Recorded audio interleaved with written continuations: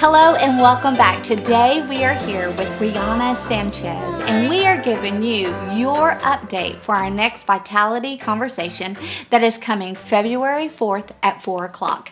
Now, our Vitality Conversations is a part of just our Waterstone ministry, and it is a partnership with local counselors, health specialists, just so many different people that we are able to... A huge team. I know that we are able to partner with professionals to be able to share how to take care of that temple that God has given you, both mentally, physically, and of course through nutrition. And today, of course, we have specialist and recent master's graduate Rianna Sanchez to talk on a topic that sometimes we don't think about discussing. We talk about exercise, we talk about, other things of goals of eating, but we don't realize that eating can affect something else. So what are we going to be talking about today? Well, on February 4th at 4 p.m., so it's 4/4, which is coming up very soon, we're going to be talking about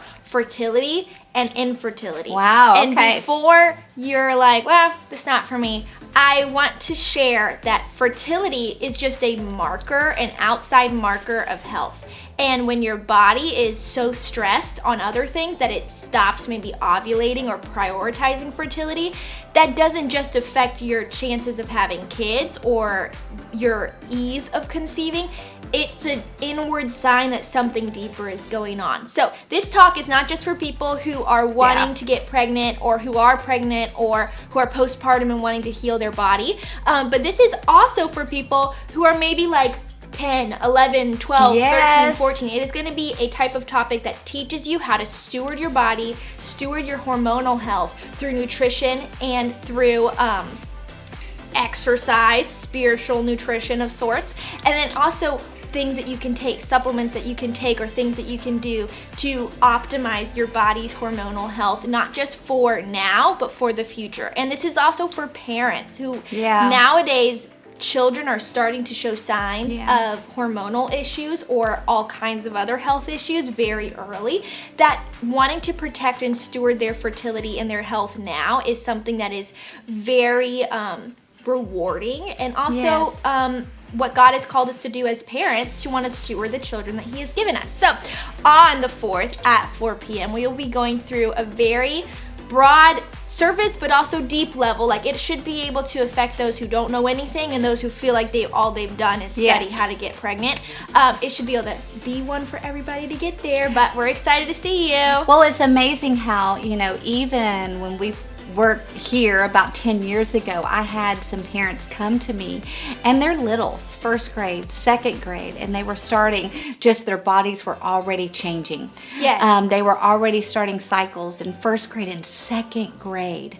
And at the time, I didn't have the knowledge. This was before you went through your journey of sickness, and us as a family learning the whole process of our bodies, that, this has been around for a little bit, but we want to be proactive in our families. And not reactive. Not reactive of how we can help you, because things have changed, haven't they?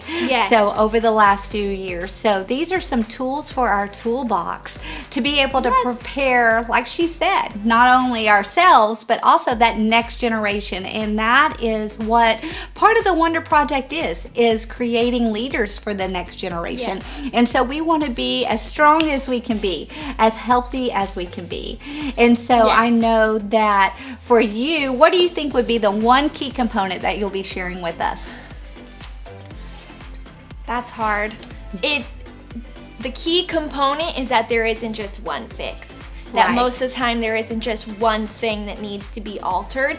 It's a cascade of little things that have added up to a high level of toxicity in the body that now is showing itself in symptoms of various kinds of hormonal imbalances, anovulation, which is the lack of ovulation, or all kinds of other issues for males and females. So this isn't just for women. This is for men too, because it's very much affecting men. Most people predict that by 2054, I think, that sperm levels in men will be at 0. because of the way that we're going. Wow. So this needs to be for men as well, and for parents of boys who you want to steward their hormonal health, because their hormones don't just affect their fertility, it affects their mental cognition as well and their performance. Wow.